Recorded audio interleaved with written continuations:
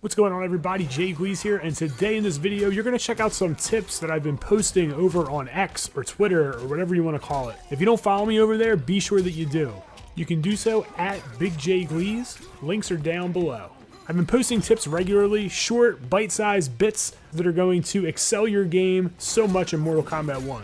I titled the series Labbing is Important, and in this video we're going to take the last few that I've done, put them all in one video, and you're going to get all these tips right here. But if you want the tips as soon as possible, be sure to follow me over on Twitter.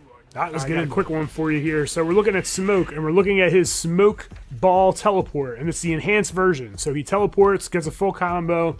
If you don't block it, it's hard to block, he's invisible, right? So we're going to do this. He drops in from the sky. So if you notice, it's actually, he drops in from where the smoke ball is, right? And I'm coming down with a punch, and this is the combo that you probably have seen, or not seen, smoke players do, right? So right there, boom. Okay, so there's a couple things that you can do here. Two things that any character can do. So when you see the enhanced version, look at Smoke.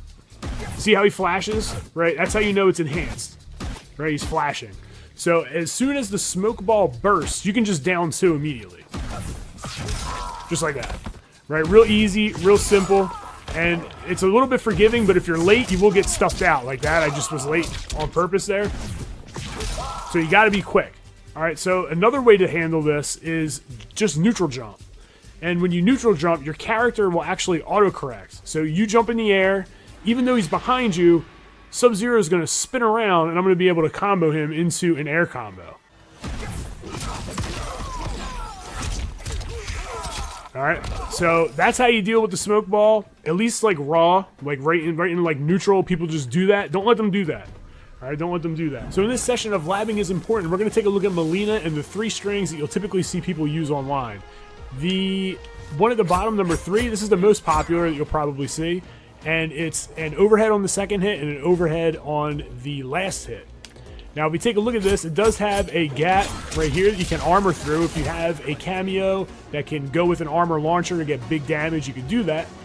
Or you can do this. You can utilize a tactic that not many people are using in the up block. And notice that it says punish.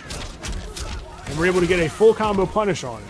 Now, if we look at the actual frame data on this, when we block it normally, it is safe, right? It's -2.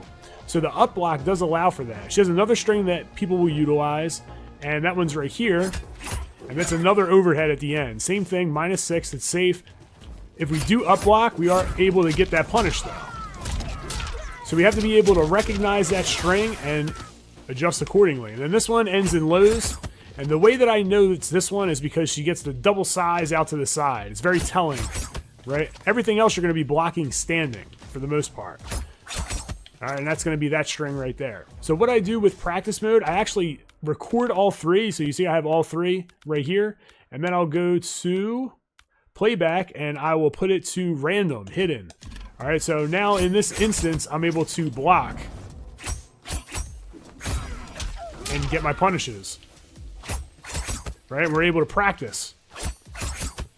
How am I gonna block these? All right, we're pretty good, we're pretty golden.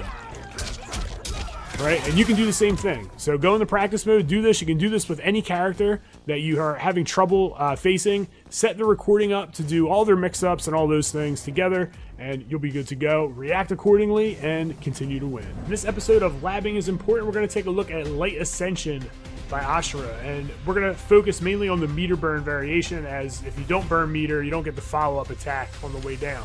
Typically, you'll see this off of the forward 3. That attack that she came in with, it's an overhead.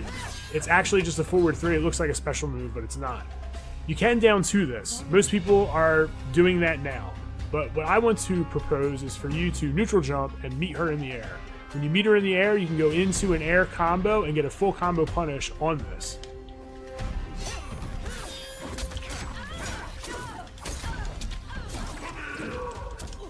See, we're getting almost 40% off this. So Ashra does have another option here where she can use her special move to try to kind of get away or bait you to do something stupid, land, and punish you.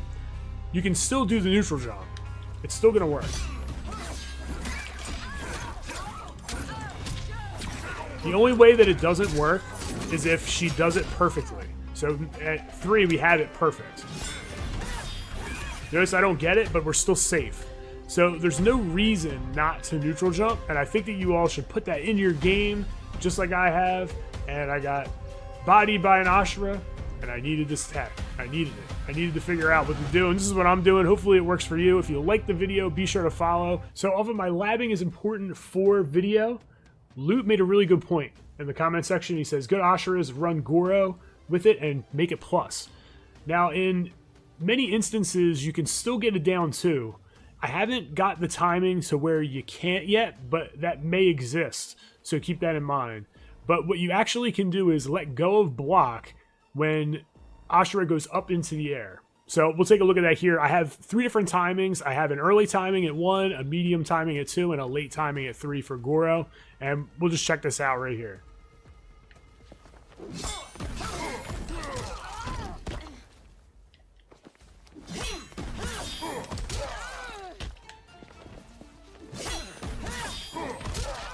We'll even throw a 4th timing here where he comes like right before the attack, and because Goro is a high, you can crouch it by letting go of block and then down 2ing. There may be a timing out there, you know, that you're able to make sure that you can't down 2, but if someone does have Goro, a down 2 might be your better option. I'm going to keep labbing it, and I think that's just a really good point made by Loot and something to emphasize in this game, that there's, because of the cameos, there's going to be ways around certain things, and that's, you know, the creativity of this game and why it's so great. So I want to thank Loot for that point, and hopefully this helps you out. And again, lab out there, see if you can get a Goro timing where you can't down 2, because I can't seem to get it, but it may be out there. So in this episode of Labbing is Important, we're going to take a look at Katana, and this right here, her block pressure into the fan toss meter burn. Now, what's interesting about this is if you try to like hit buttons, right, like I try to go into the string, I'm going to get hit. If I even try to like throw, I get hit. If I try to jump to the other side, she's able to block, and even worse, she can anti-air you.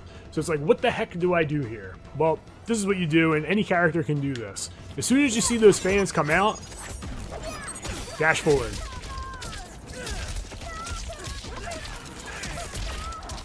And guess what? Every katana that does that is risking getting 40% of their life just yanked right from them, taken away from them. Don't let katanas do this. If you see that, dash forward and get your punish. There you go, some awesome Mortal Kombat 1 tips that are going to keep you safe and punishing your opponent. If you enjoyed this video and these tips, be sure to follow me over on X and right here by subscribing and clicking the bell so you get updated whenever I post new content. As always, I want to thank you guys for checking in. It's Gleez signing out, and continue to game strong.